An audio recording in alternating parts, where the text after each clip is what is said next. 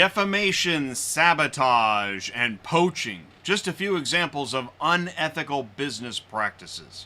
How has your business been damaged by your competitors?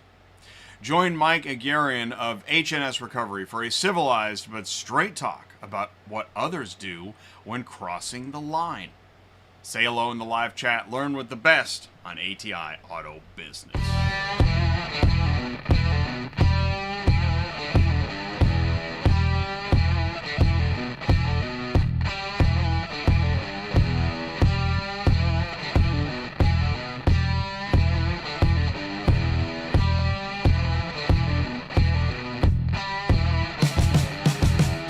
What's up, ecosystem? Welcome back to Industry Logistics on ATI Auto Business, where everyone learns more about the automotive industry. Yes, we are talking about unethical business practices, so please do say hello in the live chat, air your grievances, but we're leaving out names, companies. This is not a show of slander, but of truth.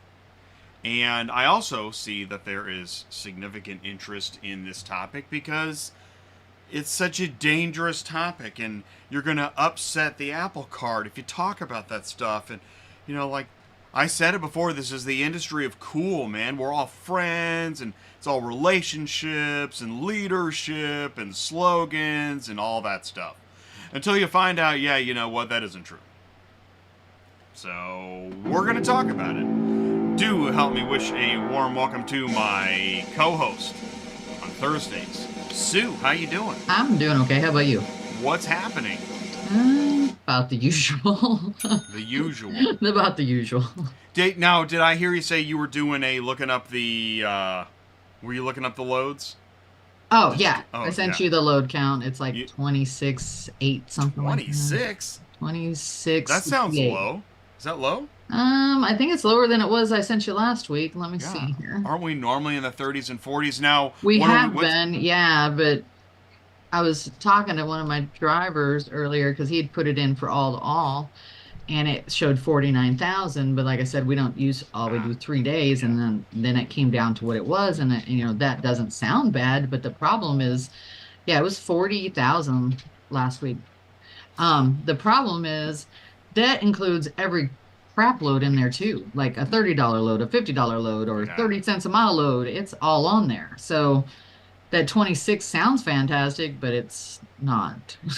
So context for anybody that, I think there might be a few folks here that are not normally tuned in Industry Logistics on ATI. One of the things we do is we're talking about auto transport, logistics, load boards. That's the origination of the show.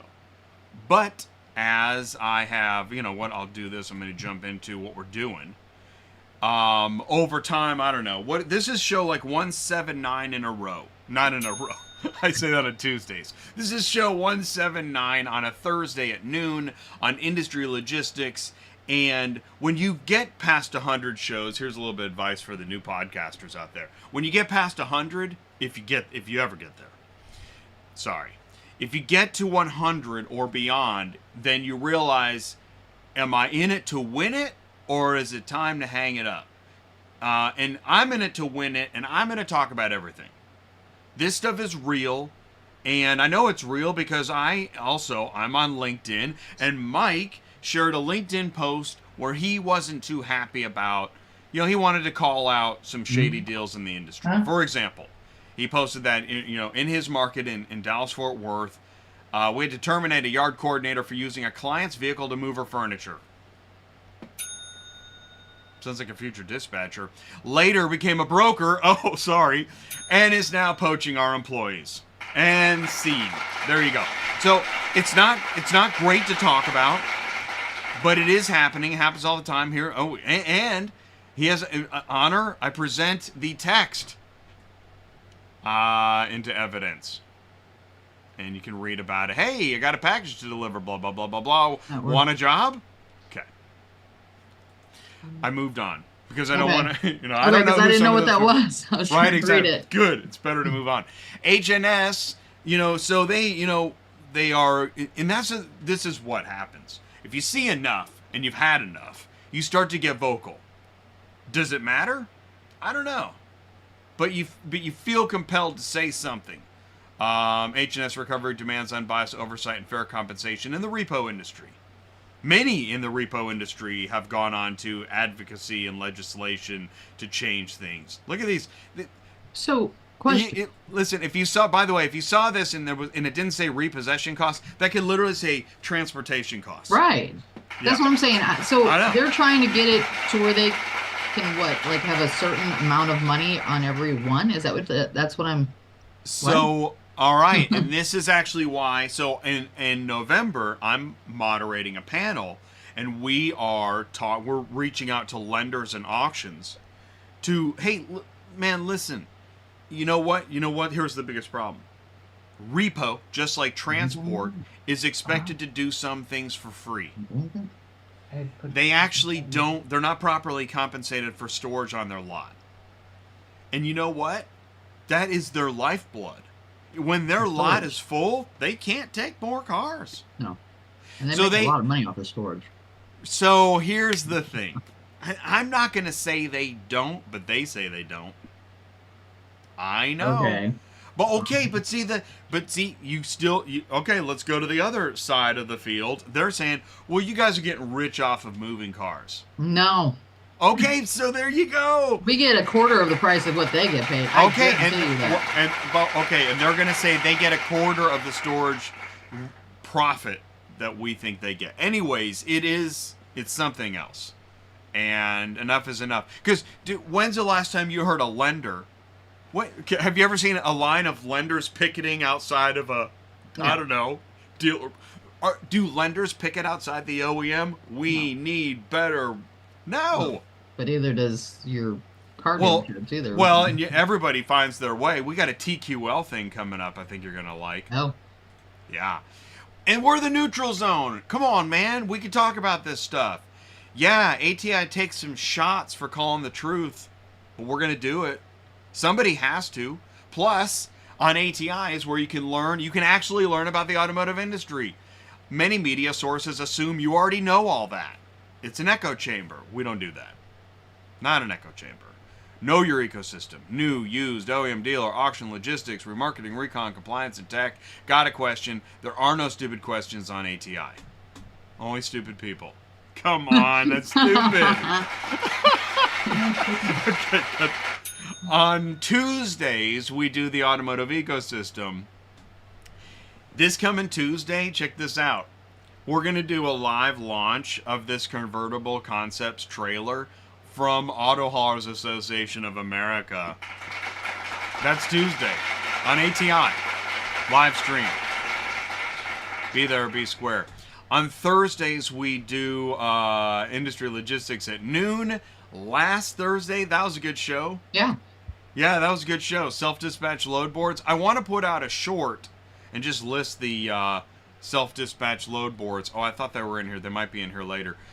Now, this is leading into today's show. This legal action stuff. We did the dealership lawsuit show, which I know sounds like a snooze. Good show. Go in the time codes. And like we talked about this tow company that violated a service member law. Like, you know, that's a weird thing about law. Yeah, we saw that. Yeah, that was crazy. Crazy. I still think that non-compete agreements work against people, and this judge is blocking the ability for people to break down the walls of non-compete, therefore favoring in favor of business. Again, that sounds like a snooze. Keep going. Federal Appeals Court revives Tesla's legal battle. Tesla has a problem just selling cars the way they want. No, Tesla, you can't do that. Why? It's America, right? Well, nah, not with the laws we have in place. Tesla? Jeez. How about property insurance? That's what I was hoping you were going to put that on there. All right, another one. Like, EVs are awesome. EVs are so awesome. Oh, wait. Oh, my God. The building's on fire because of EVs? Oh. EVs are still awesome. CDK Global pay $100 million because you can't have your data. What? You want your data? No, no, no, no, no. It's on our platform. It's our data. That's literally what happened. In a nutshell. Allegedly. But, don't tell the lawyers. Asbury Automotive Group, Inc. et al. Here's another one. Yeah, because everybody's just so ethical. Oh my God, this is such an ethical business. Everybody. Rhode Island dealerships settle deceptive claims for $1 million. This is why there are now conferences where they say that cars are people too. There, I said it. You have to create religions in Kool-Aid. Yeah. No. Everybody's super nice. We're all just, we're all in it together. Yeah, of course. Nissan Motor versus... Yeah, oh yeah. No, it's crazy. It's crazy. All right. Did you get the memo? Did you have time? Can you breathe? Okay, it's time for some weed. All right. Right? See, again, it's like you can't talk. Oh, wait. Are we allowed to talk about weed now? Oh my gosh. They've been supposed to do this for years. So what if we talk about weed outside? What happens?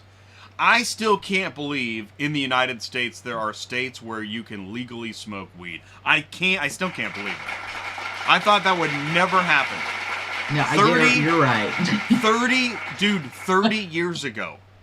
Never. Dude, Never even thought about it. 30 years ago, I was at college. Yeah. Okay? And I remember there was a normal bench outside of one of the buildings. NORML. National Organization for Reformation of Marijuana Laws. And I'm like, yeah, good luck with that.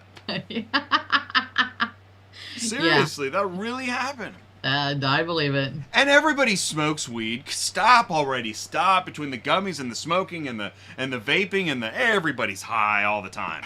Okay, they're not high all the time. Because the DEA and the marijuana and the clearinghouse, no. Maybe they will move marijuana from Schedule 1, but that doesn't mean you get to smoke it. You're a trucker. Get back to work. More than 43,000 comments have been filed for and against. I'm sure most of it's against. But they're talking about moving it out of Schedule 1. Because, marijuana is not like LSD and cocaine. This is stupid. The proposal, if finalized, would drop marijuana from a Schedule 1 to a Schedule 3 controlled substance. Okay? Like, SWAT teams jumping out of trucks. Get your hands off the joint! That's dumb. Okay? On December 2nd? So, the DEA, they're going to have a hearing. I mean, the DEA, right? Like, whoa. How many years have they tried to downgrade that? Exactly. It should be downgraded. It's ridiculous. It's as high as meth or anything like that. It's just exactly. Let's see, meth or weed, honey? Oh, I don't know. They're the same. Or cocaine, Yeah, and some LSD and some Molly. It's all the same. Many truck drivers individually filed comments about how the law prevents them from legally smoking marijuana on their own time. See, this is the part. This is the immovable object. This is never going to change. And we'll do a show in 2054, and people, And see, if there was a way for them to test when, but you can't. And do they want to? Because that's the question. There you go. They'd rather just nail you. Do you think, even if they could, they don't want to? True. No way. Because people, all the Karens out there smashing into everybody at 200 miles an hour, are worried about a driver having a joint on a weekend. Yeah. It's true. Stop. That's the problem. Yeah. It's perception. I get it. You can drink on the weekends, but why can't I smoke on the weekends? Well, it's not the same thing. Marijuana may impact you way longer in a way that alcohol doesn't. Are you high a week later? No, that's stupid. No, it's depending on what you take, it's 2 to 4 hours. I mean, come on. Well, listen, I may not feel great the next day, but anyways. I mean, you can be hungover and still half drunk too. Well, that's my point. Yeah, I mean that. Like, you can walk out of any store with your arms packed with beer, Yes. And chug it all as soon as you want. No laws broken. Right. But you take a little J, Yeah. and you You're can't. right. That's it. You're It's done. in your system for weeks. You're done. You got now. Because here's what happens. Yeah. Let's see here. And then we're talking about how it's not abuse. Yeah. Okay, so yeah, I want to get to the CDL. Okay, because this is where we're headed. To the machine, to the grinder. The clearinghouse grinder, rule, will improve the enforcement of the current driving prohibition by requiring states to refrain from issuing, renewing, transferring. I mean, you can't do anything. You are trapped, bro. If you've got any stuff in your system, look, this is where we're headed. They're just they are canceling CDLs, and you got to go through the whole RODS process. You know, that return to duty. Yeah, when we talked to that one lady that they have to go through a process and everything. Yeah. Exactly. Gina. Yeah. Shout out Gina. That was an awesome show. Yeah. And she's realistic about it. Yeah, she gets it. But if there was a way, honestly, if there was a way for them to figure out how long it was in your system or something like that, that would be the only way they're going to be able to make it to where they could do whatever they do on the weekends. Because it's sad. The truth of the matter is, how long does meth and cocaine stay in your system? Less time, right? I think it's 24, 48 hours, something like that. Yeah. So I get why they're upset. I mean, it stays in my system because I have to keep doing it because I keep whacking the high. Yeah. Right. Sure. But if you were just a weekender, I guess, I don't know if that's possible because I don't do that stuff. But if you're a weekender just wanting to do it on the weekend, it's out of your system, right? By the time you go to work. And I mean, Cocaine Bear is like one guy. Yes. Yeah, and he was fine the next day. And everybody is smoking or eating, or you got the cookies and the brownies and the vapes and that. It's everywhere. It is. This is so funny. Here's something to think about. If Arkansas, which is even more conservative than Missouri, made it medically legal, what does that tell you right there? The only one it hasn't is Kansas. Kansas is really, really, really conservative. I don't know if they'll ever pass it. So, okay, it's funny you say that about Kansas. Kansas is that barometer, like, okay, that's never going to happen. Yeah, that's what they say. Whereas Missouri's like, fuck it, let's do it. Yeah. That should be the motto. So anyways, all right, so Kansas, when a few years ago, I think they allowed grocery stores to sell alcohol. Oh, wow. Oh, yeah. Okay. Oh, my God, right? Everyone's clutching their pearls like, oh, my God, he's drinking again. Yeah. Yeah, he's been drunk all weekend. He's just buying it here and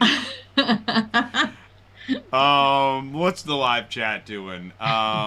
Let's see here. Let's see here. How do you filter the load count? Yeah, Elena talked about 3 days price minimum. All to all. All to all. Yep. The next available appointment at Copart is on Monday. If you don't get there in time, they won't let you load the car, and they'll charge you. Yeah. Oh, it was the same way in Louisville, Kentucky. They're charging now? Yeah. Well, they've always charged for storage fees, but that's all he's saying. But like I had a Louisville car, and we tried to get it loaded on Wednesday. There were no appointments till the following Tuesday. So this whole appointment thing, it benefits them for sure. Okay, I'm going to say, and I actually bring this up. So that's another thing that I do. And, you guys know this about ATI. Like, really, we just continue to push. One of my goals is to get other podcasts to just start making actual content. Just be real. Yeah. Stop with the crap and the BS and the scripts. So, I say this to the Repo gang, is that, the appointment thing, you guys think the appointment thing is so great? It's not. It sucks. It's not. Now, I understand you need them. Right. And this is where, what I wonder, and this came up Tuesday night, is can technology and AI, there I said it, actually help us move information faster so things can be done in the way that everybody expects? You got the owner that expects they can redeem their car at the last minute. Right. You got the repo lot that expects the driver's going to make their appointment. Right. right? The lender expects that the repo company had everything they needed right away. Right. Everybody needs to communicate much, much faster. I wish it was an app instead of emailing for the repos. And the main reason is sometimes it takes hours to hear back from them. And you know what I mean? And then sometimes they make an appointment that you can't even make. And there's no like window of like 2 to 4, or it's all just like you have to be there at 11:30 or something like that, and make sure you have all your docs. And no, we can't tell you if it runs and drives, and no, we can't tell you if it has a key, because that should have been in the email they send back to you. So then you send them an email back, and then you don't hear from them. So it's like, I think if there was an app, I know, okay, so we're all going to complain about Copart, the appointment thing, but their app works. And it would be great for a repo yard to be able to look at the pictures, make sure, that there's keys, just like the Copart app. It tells you whether it has keys. It tells you whether it's paid for. I think if there was an app, it tells you whether it runs and drives. Wouldn't that be handy? Way handier than sending an email that takes 2 or 3 hours to hear back from somebody. So I totally agree with you, and I think the first thing somebody heard you say was, we need another app. I know, but this is different. Well, it is, and I actually understand in that we don't need another something you have to log into. No. But what we need is, because I was saying, like, I think there should be more like even notifications in your phone, such as, oh crap, customer just redeemed that car you were going to pick up. Yeah. Stuff like that. True that, too. That would be awesome. Yeah, so you don't arrive and find that out. Because you see, let's think about it. And that's another thing about, just being real. Like, people cancel appointments or whatever. Yeah. Just get me a notification. I don't care. Yeah. Before I get there. Even if it says, I hate you now, don't show up. Okay. Okay, I got the memo. So, that's what we're talking about. Right. And this is where I believe that AI is actually the secret to unlocking the next level of communication. But I know that AI, sounds dangerous. Vaughn is saying Clear Data is the app. I always have to send them an email. So, right, okay. Thank you, Vaughn. What's going on? So, here's what I say also to those in repossession, and even those at Clear Data. You guys know your software. Auto Transport does not know. I don't know any carriers that talk about Clear Data like it's Super Dispatch. Yeah. Okay? Because Clear Data is kind of the Super Dispatch of recovery agency information. Yep. Okay, well, you guys know that. So let's turn it around. Who in recovery talks about Super Dispatch like it's... Exactly. Right? They probably don't know. And this is where ATI is a bridge between these two verticals, possibly for the very first time. Because they don't know. And I want to keep talking. That's why, Vaughn, I need your help to get that point across to Clear Data. I don't think Clear Data knows that. I don't think they know. No. Because everybody around them is using it. Okay, let's go beyond who's around you. And maybe the transporters around you are using it. Who are they? That's actually another thing that I say to the repossession industry is reach out. This is a big one. But talk to the transporters about how they can develop lanes to move your cars. Let's keep going. Boring. Okay, here we go. This is not boring. You're going to love this. Sue, this is for you. Okay. TQL sales rep. You call. Hey, calling about a load? Oh, sorry. Yeah, no, we have no money in that load. Oh, really? Yeah, no, hang on. We just built a $35 million headquarters. Total Quality Logistics just opened their $35 million expanded headquarters. Woohoo! Wow. Let's take a look at it. Gee, I wonder where they got the money to do that. Any ideas? Where would they have gotten $35 million? The government.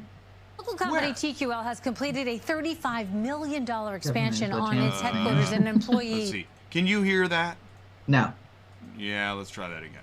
Local company TQL has completed a $35 million expansion on its headquarters, and employees found a fun way to celebrate. It involved Chris McMahon, a products manager with the company. Oh, he's running a marathon around the building because it's so dang big. 26.2 miles through and around. Wow, we all have that. Rows of desks and rows of running people. Track that goes around the building, and thought, well, why not just that's use like it my to its old fullest building. extent, do a marathon, nothing finish compared to what we have now. Just to kind of put an exclamation mark on the expansion. Just seems so easy Let's for see. him. Oh yeah, The lounging. It looks like a more freaking than hotel. 3,500 employees. The expansion includes a cafeteria. Look at that gym. Look at that. Did you see that? Basketball and pick. Okay, look at the gym. You're not looking. You're busy. You're No, busy hold on. working. I got to answer something really quick. Okay. Oh, you're just counting your millions? Yes, this that's is what I'm the doing. new gym at TQL. Wow. Yeah. Hey, drivers, you guys paid for that. Yeah. You like it?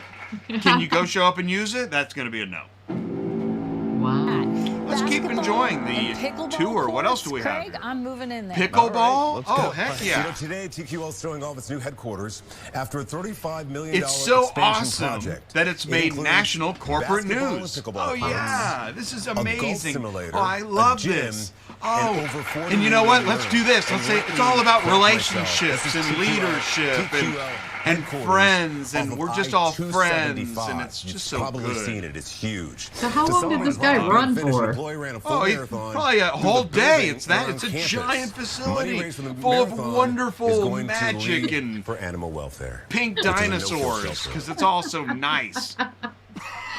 Oh my God. It sucks. I'm sorry, but you know what? I mean, that is just a slap in the face. So next time when you call about a load and there's no money in the load, can we say, guess can where we the come money to went? your new sports and recreation facility to work out? And listen, what I just said, I'm sorry. Let's break it down. What I just said, everybody's freaking thinking. They're thinking it, but they can't say it. They're duct taped to their desk. Oh, but I want to work with that company and go hold hands and run through the desert. Okay. Oh, I rolled the video. Okay. All right, this is our self-dispatch load boards list. Hey, now, Sue, before we bring in Mike, do you still have room for a carrier? 400 miles, and that's what Are you full? I'm 500. I am not full. You're not full? You still have room? I So if still you're looking have, for I still have a spot. He hasn't signed up yet, so I still have a spot. All right. If you're looking for a dispatcher, call Sue.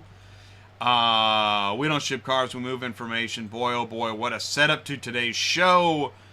Unethical business practices, calling out shady deals. Do me a favor, stick around. Right after this, we're going to be live with Mike. We're going to get into it. We'll be right back. Are you completely stressed out from all the calls and the contracts and the verifications of loads where nobody ever answers the phone? Call Murphy Auto Dispatch Services today. Murphy Auto Dispatch Services has over 15 years in the transport industry. We are your office while you are on the road. We book, we verify, and we bill out your loads for you. We have an excellent accounting staff and an even better dispatch team.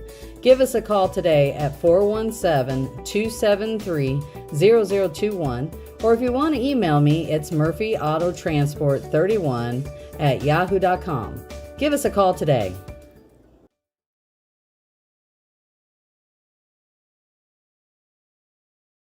All right, we need to brainstorm for this commercial. How do we show our audience that we're the best auto transport platform in the industry?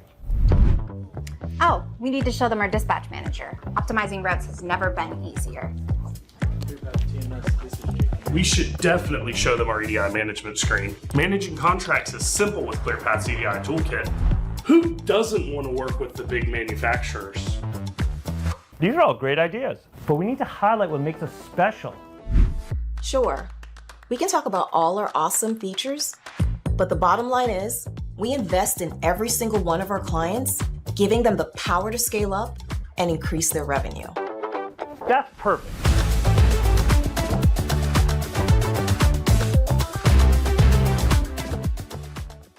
Auto Hauler Exchange has revolutionized the way vehicle haulers and vehicle shippers collaborate.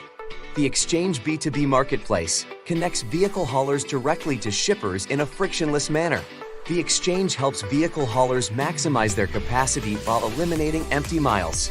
The Exchange is the first true B2B marketplace of its kind in the vehicle logistics industry.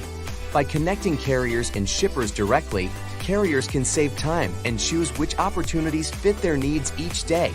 At the same time, shippers can rest assured that their vehicles are being moved by qualified, vetted carriers who fit their vetting program. The Auto Hauler Exchange has democratized the vehicle logistics industry by eliminating the middlemen and connecting shippers directly to available carriers.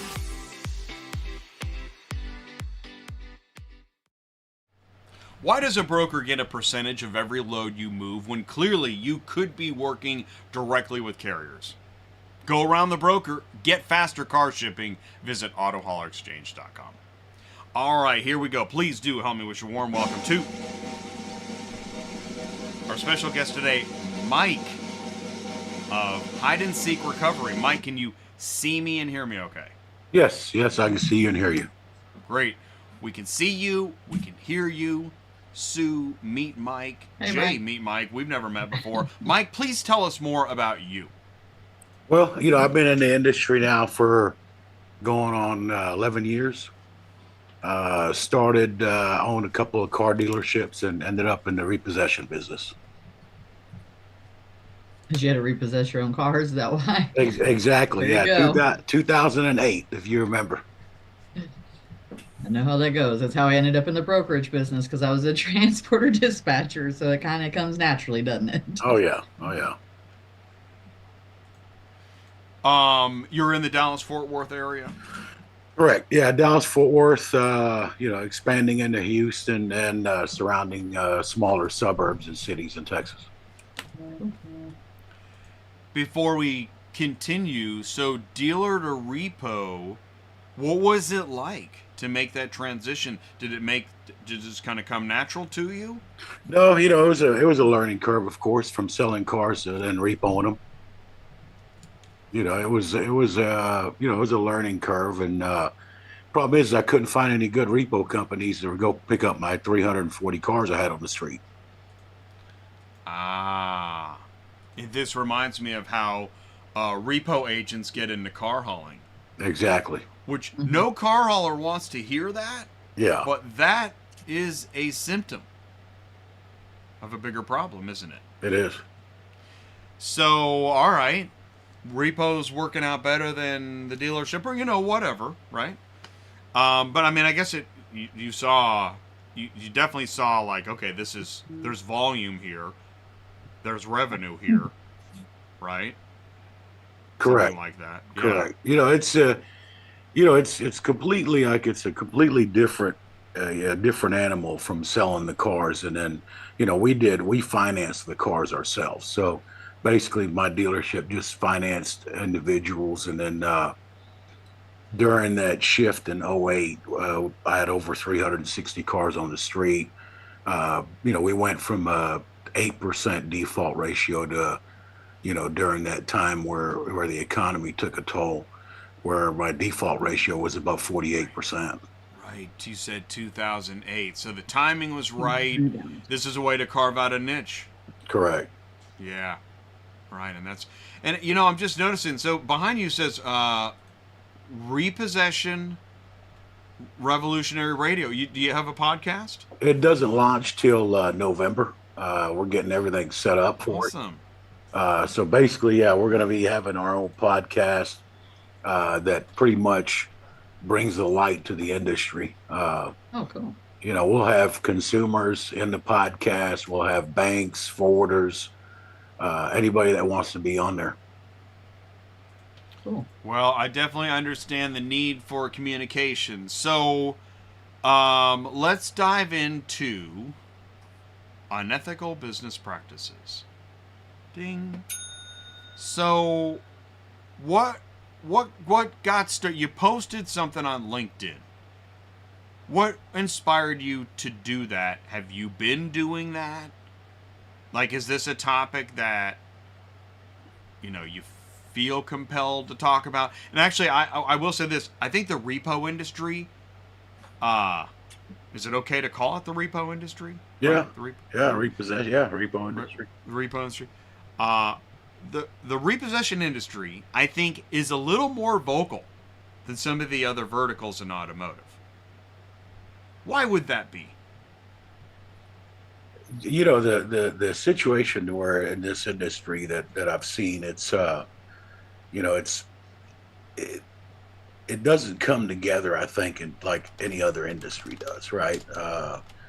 So unethical practices can lead from anything. I mean, from other repossession agencies to forwarders, right? To even clients, to the banks, direct banks. It's all over the place. It's not just, one repo company to another. You know what I mean? So it's everywhere. And I think it's just time to shed light on that, and hope that the culture could shift, right? Well, I totally agree with you, because I think that I think one of the fascinating things that's happened, and maybe it's always been this way, I don't know, but it seems like there's some topics in automotive that are getting all this attention, that are they're painted so happy, that I've talked to several people individually that are like, yeah, I'm not really buying that either. Like, I don't buy that.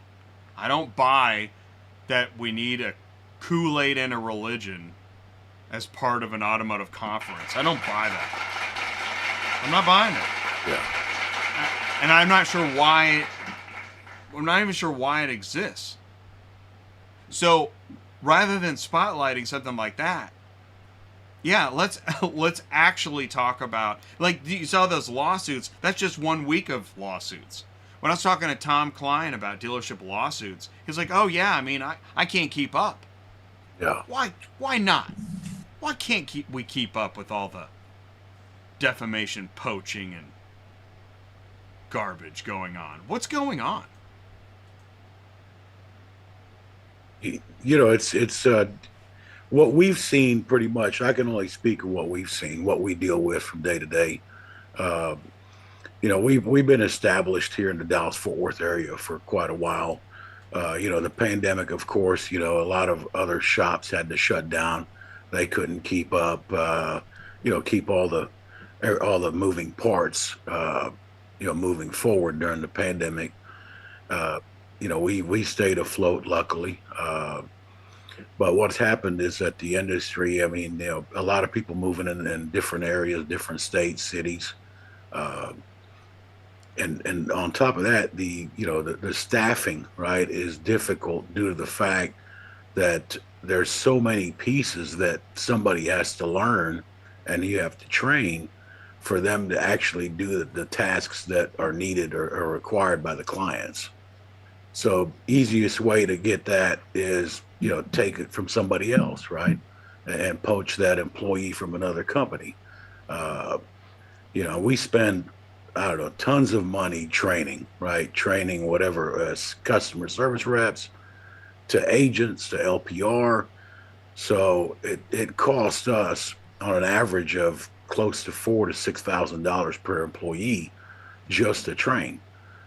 So, a lot of these companies coming in, they want these employees already ready to go that are already trained, and they toss a carrot, and pretty much just, take them away from us. Well, I've heard, okay, so yeah, let's move over to car haul. I've heard car haul business owners say that they have trained folks that then went on and went to another company.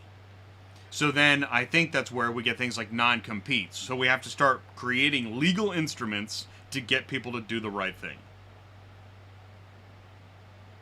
And I think that's where we're at with, that's why it's so easy to find a law that was broken, because now we have all this red tape of laws to try to get people to do the right thing. So some laws are being broken because, oh shoot, I didn't know. But other laws are being broken because of, so this is where, is it desperation? Is it greed? Is it didn't know? What is it? Maybe, is it the companies acting unethically? The employees acting unethically? Is the customer acting unethically? What is going on? I think mainly, Jay, it's greed, right? And it's all about money to most of them. Right, and this is the issue that we face constantly. I mean, we're right now we employ 96 people as of this morning's count, right? So we basically employ 96 individuals throughout the company, whether it be the agents all the way to, admin staffing. And we lose, Hi, Jeremiah. Sue's on her show. Can I help you with something? This is just for Janice. Janice is telling somebody that we're live right now. That's awesome. Yes, sorry. Keep going, Mike. So we lose, of course we lose probably about 3 to 4 people a month, due to the poaching, right? They get poached. Some of them, they offer them more money, right? Because they basically don't have to train them, so there's no expense in the training. So you can't offer them $1 or $2 more, right? And poach them to, people that already know what to do, so now you just plug and play. You got somebody that's already knows what they're doing, and that basically falls back on them having to spend money to train people. And that's what we see mainly happen. And it's like you said, it's in every industry, not just in this industry. People are, and that's it. So people are free to move to another company if they want to. They are. I think this is where, okay, this is so interesting. This is where like companies like, we have the best culture. I am always suspicious of companies that say they have the best culture. Because if it was so great, you probably don't need to tell me that. And, send me a t-shirt and give me some points so I can buy a sweatshirt or whatever. But company culture is, I think that is why companies do try to make employees feel valued, so they don't try to go somewhere else, right? So they continue to work 102 hours a week. That's poaching. Let's go to another one. I got a whole, man. I did a little bit of research. You got poaching. What about theft of intellectual property? Got anything there? Yeah, I mean that's something that this industry also tackles, right? And the situation with that is mainly that we try to do our due diligence when it comes to those type of thefts, right? No way really to combat it 100%, but we have things in place that to where we can catch things before it gets worse. And really, I think, and this is where again all industries know, is that client list. If you've got a VP that leaves and starts calling all the clients on the client list that clearly came from the company they left, that is theft of IP. That is actually an actionable damage within a non-compete agreement. But still, acting on it's not an easy thing either. Reminds me of Jerry Maguire, the movie. Bob Sugar starts going after Jerry's clients. Well, why not? It's business. It's all fair. Defamation. Boy, this is an ugly one.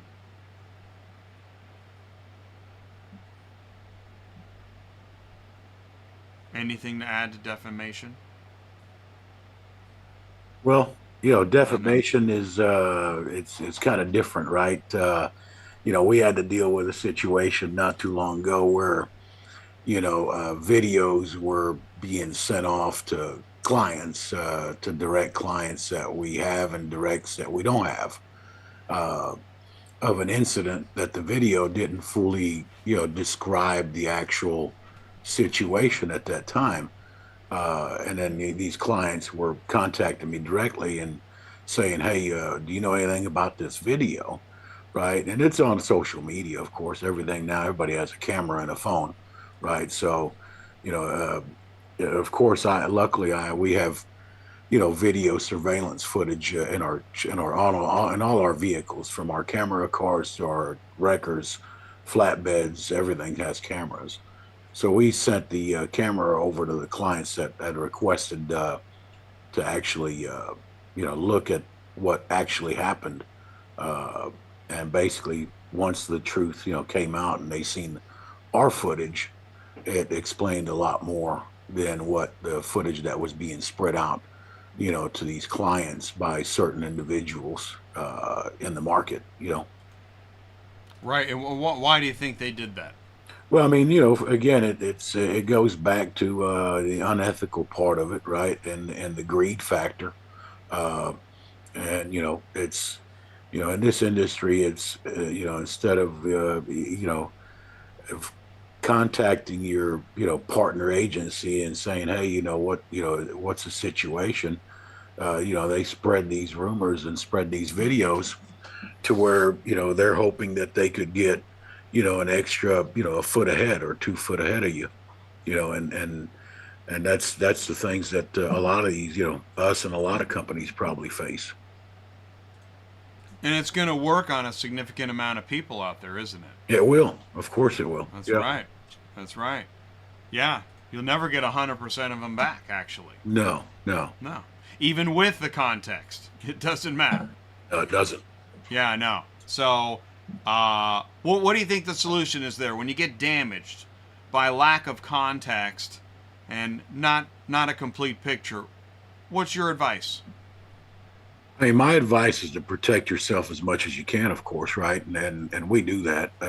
We try to attempt to do that. We have a little different strategies in place. Defamation is something that I constantly we constantly deal with.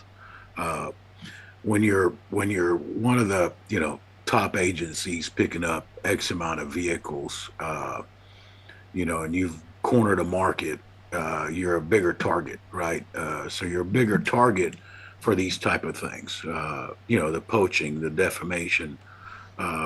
It's just just try to protect yourself pretty much. I mean, that's why, we've implemented, 6 camera surveillance in every wrecker, and every, LPR cars have cameras, because we deal with, other agencies, blocking, repossession orders that we have direct blocking a car in, right? And they don't have a record there on site, right? And they block the vehicle in and don't allow our agents to attempt the recovery, right? And that's unethical.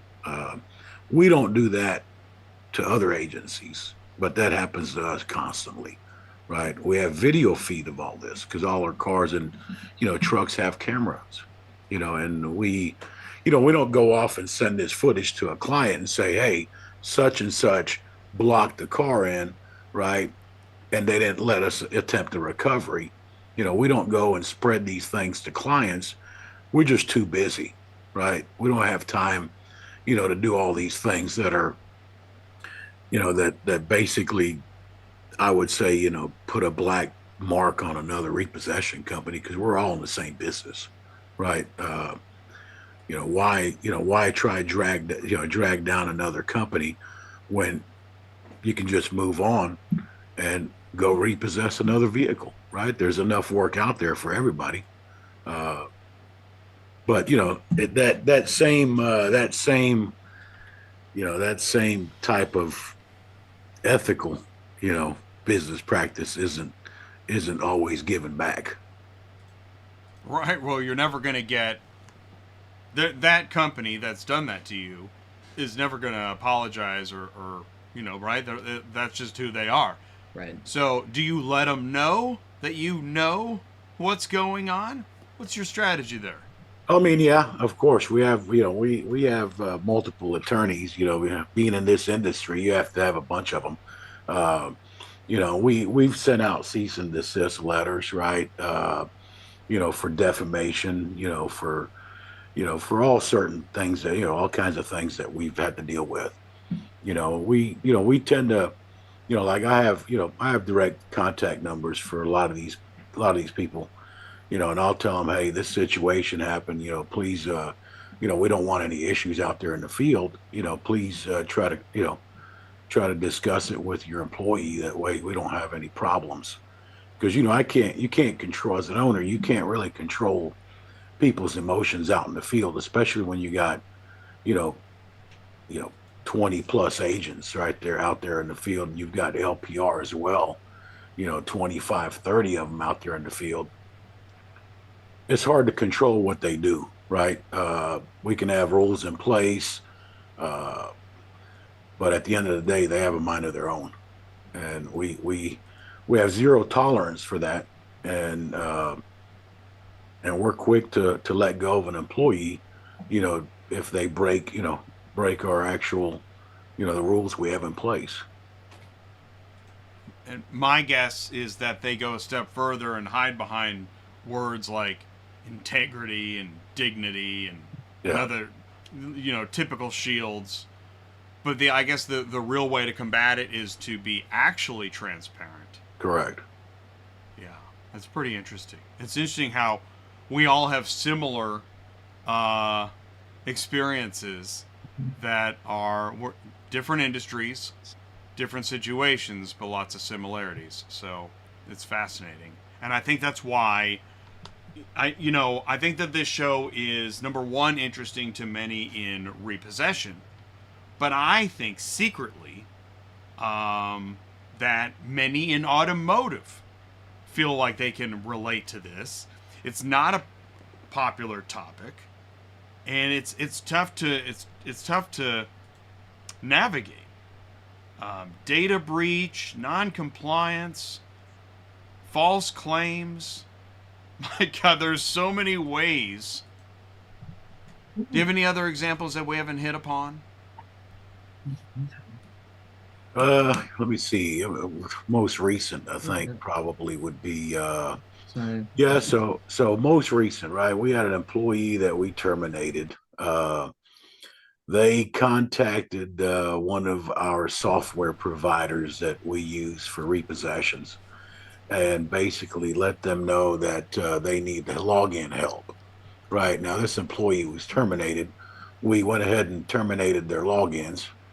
So they went and circumvented and contacted the software provider, got their login reopened without our knowledge, right? And basically used, our DRN locations of vehicles, and was basically taking cars from our locations on our data for over a month and a half. We downloaded all the IP usage from the logins. We have all that, and of course we are going to probably pursue legal action, due to the fact that that was done, done unethically.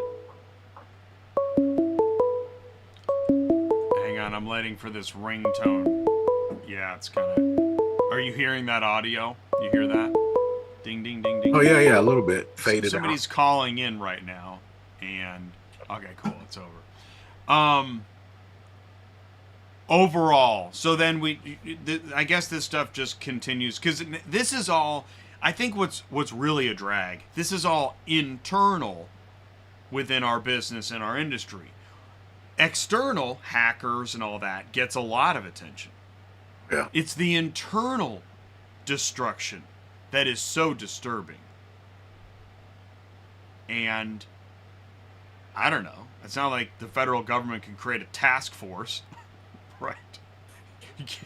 We clearly can't force people to do, unto each other as one wants unto done to them, whatever. Right? Oh yeah. It's weird. It's really weird. It's hard to talk about. It's hard to build a show about. But I wanted to see if we could try. And I think what I'll say this. Between the way I see people drive and the slogans I see on LinkedIn, I can't believe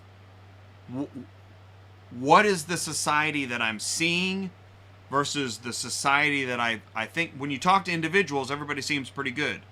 But when you just look out in the crowd, it doesn't make any sense. I can't figure it out. I don't understand what's going on. I don't know if there's any solution to it either. But I guess, does anybody have any ideas? This was the one thing I didn't know. What is the solution? Is there a proposed solution? I don't think really there's a solution other to protect, put in ways to protect your company, really, because I don't think there's an overall solution. Right. You just have to lawyer up, right? Camera up, lawyer up, know the laws. Oh yeah. Be suspicious. Vet again. Maybe vet again. And this is why I think that federal agencies crack down so hard that now you're not going to be able to smoke marijuana ever again. Right? Weird. You hear us talk about pot earlier. Don't you think that's weird? That we live in a world where you can actually now say pot and you're not like, a pariah. Oh yeah. Yeah. And is that part of, like, I look at this and I think, man, maybe, you know what's really bizarre? Go on Netflix and watch something. You'll see a show where something was just the worst thing ever, like 50 years ago. And today we're like, what? Or 100 years ago, or 200 years ago, or whatever. So, social change, the way people change, laws change, culture. I mean, here, this is just a snapshot. In 10 years, this conversation might make no sense at all. True. I don't believe They'll be that, driving. It's possible. It is possible. Cars will drive themselves. That's why. Well, that's another thing. That before the attack of the robots, I figure we might want to tackle this stuff again. Mike, I really want to thank you for taking the time to join us today for this conversation. No, I appreciate it. It was a pleasure. If I'm sure this will give you some ideas for R3. You got a lot to think about and a lot to tackle. How can you be contacted if somebody's like, man, I want to talk to this guy some more. I want to do business with him. How can you be? Do you have like a general mailbox phone number? Yeah. Basically, it's 972-906-2901. Oh, is that? Great. What's your website? It's hnsrecovery.com. And is there like a general email? Yeah, I mean, my direct email is mike@hideandseekrecovery.com. Hideandseekrecovery.com. What made you choose the name? Hideandseekrecovery.com actually was not my choice. It was my daughter 11 years ago. That's cool. Yeah, Don't you love the family business feel of business? Oh, right? Yeah. That's so cool. She said, name it hide and seek. Yeah. Or what? Yeah. Because, back then, I mean, they were younger back then, and that's the game. I mean, that's the game they like to play. Right. So it was like, well, hey, that's a pretty good name. And I went on there and looked, and the .com wasn't taken. Emails were available, and I ended up, taking that name. It is. It's great. It's very relevant. Yeah. Yeah, we had to change it to HNS because some banks, thought that hide and seek recovery was a predatory name. Well, yeah, of course, right. HNS works though. That's awesome. All right, so Mike at hideandseekrecovery.com. Visit hnsrecovery.com. You can call Mike 972-906-2901. Mike, thank you so much again. Really appreciate it. This was cool. Thank you very much. All right, cool. I'll put you back in the waiting room. And what'd you think of that show? That was cool. Stuff. Yeah? Yeah. I still think there needs to be a different way. I don't know what the ClearPath app is. Is that just something you download or? Oh, Clear Data or ClearPath? No, he said ClearPath was the app. Not him. Sorry, someone in the chat said it was. Oh, is that right? Somebody in the live chat said that? I believe Sal said it was. No kidding. Hang on, let me see. Thanks, Sal. Well, ClearPath is now on ATI, and which I think is a great idea because I think ClearPath has a lot to say and do. They've already done a lot, but because Vaughn was saying, we got to connect. Vaughn. Okay. So yeah, I'm trying to go back to see it and I can't find it now. I know. Well, yeah, essentially, so because when you said app, right? Right. Right now, a driver just crashed because he thought, oh my God, another app. We don't need another app. We need a way for the apps to connect and speak and communicate, which I think it's not like that's an idea. It is happening. It's called API. There are APIs for technology softwares that are communicating. For example, I heard that, gosh, it was one of the bigs, was engaging an API with Super Dispatch. One of the bigs is going to allow Super Dispatch to connect to their software so that a driver can use the Super Dispatch mobile app. That's actually awesome. A thing. I know. Can I guess? Well, here's what... I'm not going to say the name because I don't want to be wrong, and I don't know where they are in the process. Okay? Well, I know one of them was able to use it a couple of years ago. Yeah, but I think that... But I think that... Two of the bigs let them use it. Okay, but I think that was through the sneaker net. Do you know what the sneaker net is? No. I knew you didn't. So I knew I'd get to say. All right. So the sneaker net is before the internet.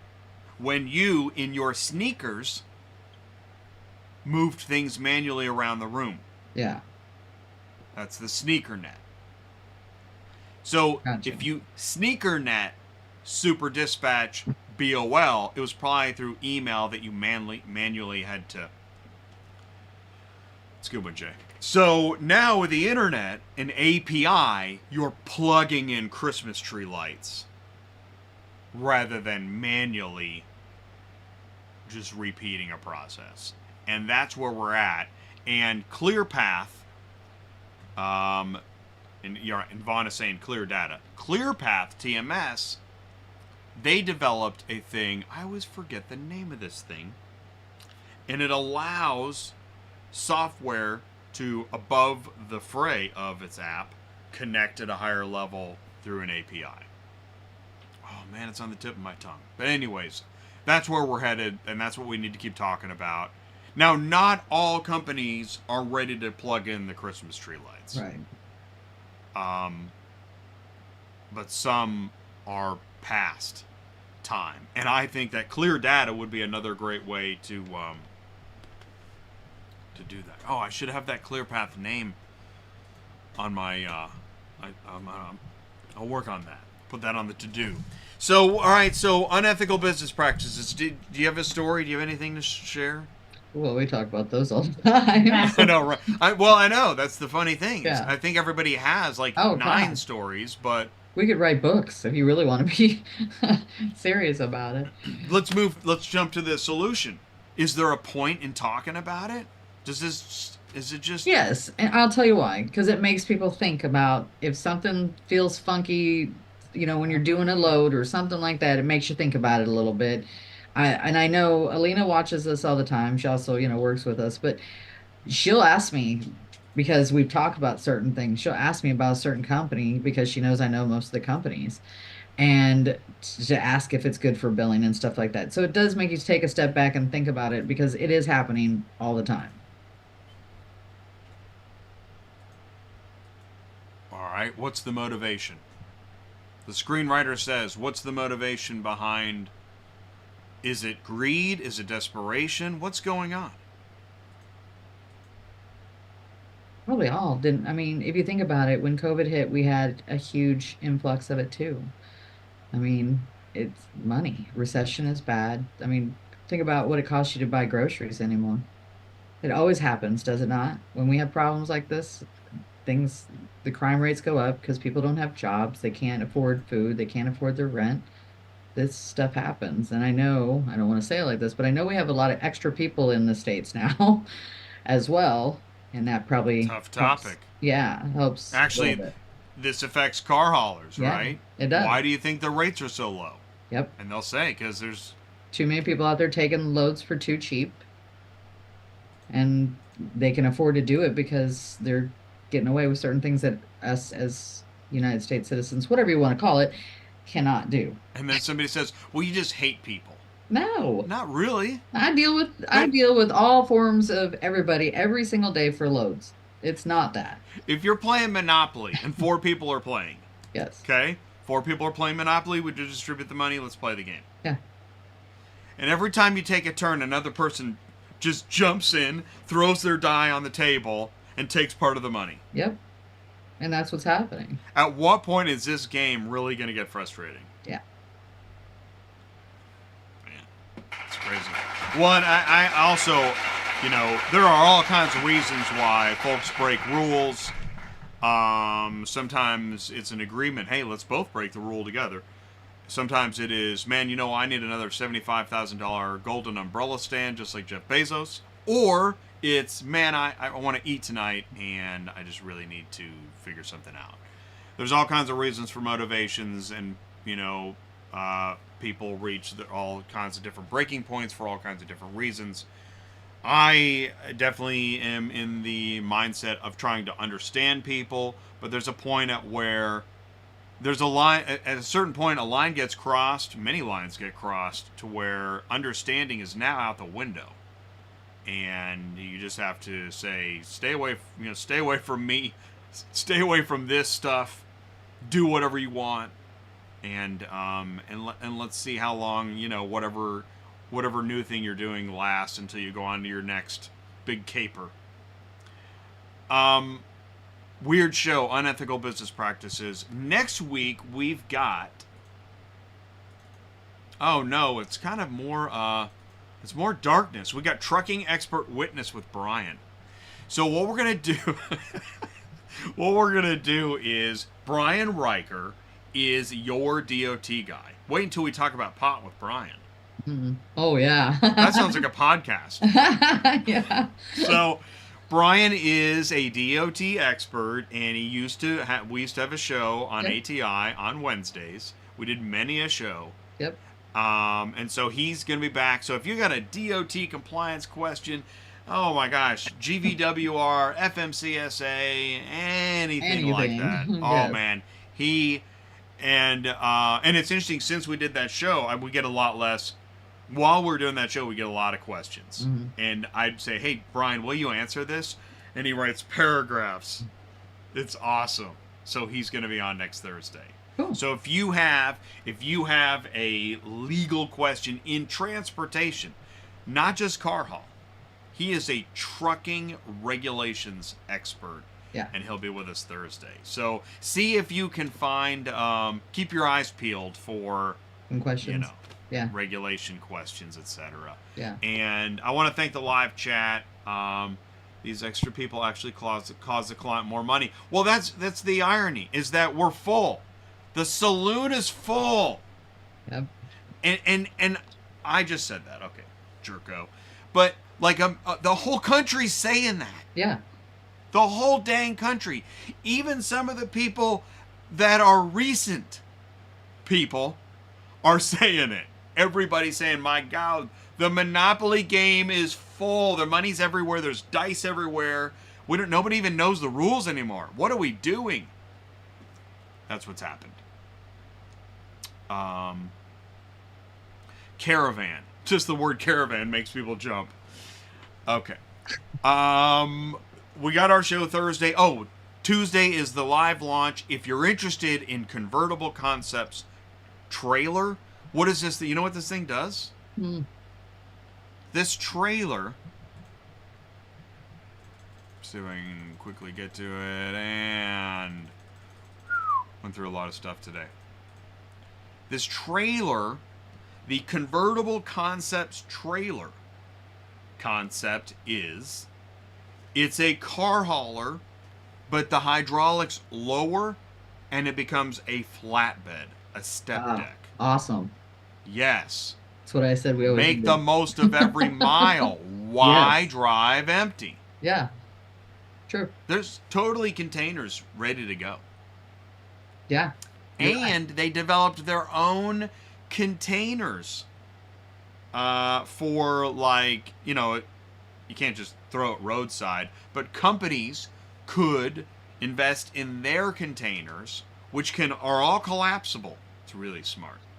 All these collapsible containers, so that the hauler can carry the collapsible containers. Anyways, this company is working on a lot of stuff. Convertible Concepts is going to be live on ATI Tuesday night. Live from Auto Haulers Association of America. We're going to be live from, I think, Gaylord, Texas. Oh, yeah. Mm-hmm. Cool. It's after day one, I believe, of their conference. Oh, okay. Which is Tuesday. So, yeah. Lots of stuff happening in September. We're going to do I was looking at the calendar. When in October should we do what did we say? Instabook. We're going to do an Instabook. What is it? It's top 8 Instabook. Okay.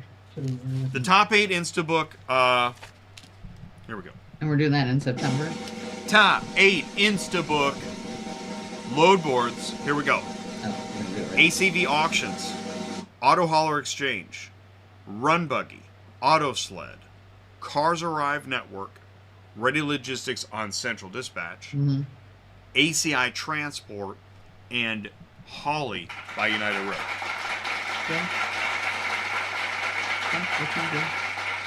I'm working on my list too for my dispatchers. So once I give you that too, it will list who you need to sign up for, what the dates are for the time period as well. Oh, good. So I'm making my Murphy list I give to my dispatchers, but we'll put it on there for people. So let's do like mid-October. Okay. Can we do October 10th? Yeah. For an Instabook? All right, I'm booking it. I'm Instabooking booking it. Oh, yeah. Yeah. Yeah. And that was the climax. So, this was great. Okay. Janice, thanks for all your hard work. You're welcome. Appreciate you. I want to thank Mike again. I want to thank everybody in the live chat. Thank you so much. Thank you, YouTube. Thank you, LinkedIn. If you're new to ATI, stay on the train. This one's interesting. We'll be back more with some crazy shows soon. So, what do we say, office? Goodbye, Sue. Goodbye, Sue. Thanks, everybody. We'll see you again soon. Okay. Take care. Bye.